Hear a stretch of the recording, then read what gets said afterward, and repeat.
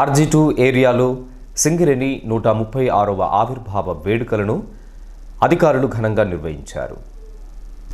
సింగరేణి సంస్థ 136వ ఆవిర్భావ వేడుకల సందర్భంగా సోమవారం రాత్రి అబ్దుల్ కలాం క్రీడా మైదానంలో నిర్వహించిన కార్యక్రమానికి ఏరియా జనరల్ మేనేజర్ బండి వెంకటయ్య, సేవా అధ్యక్షురాలు వనజ వెంకటయ్య ముఖ్య అతిథులుగా పాల్గొని జ్యోతి ప్రజ్వలన చేసి కేక్ కట్ చేసి వేడుకలను ప్రారంభించారు.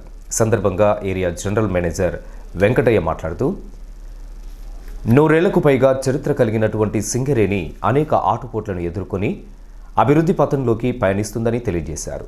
ఈ అభివృద్ధిలో ప్రతి సింగరేణియన్తో పాటు మహిళల పాత్ర ఎంతగానో ఉందని, సంస్థ నష్టాల్లో ఉన్న సమయంలో కార్మికులు కష్టపడి శ్రమించి సంస్థను ఉన్నత స్థితికి తీసుకువచ్చారని గుర్తు చేశారు. సంస్థకు బలమైన శక్తి కార్మికులేనని, తెలంగాణ రాకపూర్వం నిరాధారణకు గురైన సింగరేణి సంస్థ అనంతరం తెలంగాణ రాష్ట్ర ప్రభుత్వ సహకారంతో అన్ని రంగాల్లో వృద్ధి చెందుతూ దేశంలో ఒక అగ్రగామి కంపెనీగా నిలిచిందని అన్నారు. సింగరేణి సంస్థకు బలమైన ఆర్థిక పునాదులు ఏర్పడుతున్నాయని, కార్మికులు ఉద్యోగులు కూడా పూర్తి పని గంటలు సద్వినియోగం చేసుకుని యంత్రాలను పూర్తి శాతం వినియోగిస్తూ ఉత్పాదకతను పెంచాలని, అప్పుడే పోటీని తట్టుకొని మార్కెట్లో నిలబడగలుగుతామని అన్నారు. RG2 ఏరియాకు నిర్దేశించిన బొగ్గు ఉత్పత్తిని సాధించే దిశగా ప్రతి ఒక్కరూ కృషి చేయాలని ఉద్యోగులను కోరారు. అనంతరం ఉత్తమ ఉద్యోగులుగా ఎంపికైన ఉద్యోగులను శాల్వాలతో ఘనంగా సన్మానించి జ్ఞాపికలను అందజేశారు. ఈ సందర్భంగా వివిధ పాఠశాలలకు చెందిన విద్యార్థులు చేసిన నృత్యాలు చూపరులను ఎంతగానో ఆకట్టుకున్నాయి. ఇప్పుడు మనం ఏంటంటే సింగరేణి అంటే ఓన్లీ మగ కార్మికులు మాత్రమే పనిచేస్తారు అనుకుంటాం, కానీ సింగరేణి స్టార్ట్ అయినప్పుడు మహిళా కార్మికులు కూడా పనిచేసేది. అందులో 4 వచ్చేసి బ్రిటిష్ కంపెనీకి సంబంధించిన ఆఫీసర్స్ కూడా చనిపోయిన వాళ్ళు ఉన్నారు. అంటే ఆ టైంలో లోపలికి పోతే బయటకు వచ్చేది చాలా కష్టం ఉండే.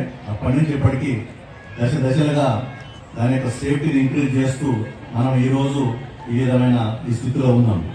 For achieving this feet thanks to all of the employees.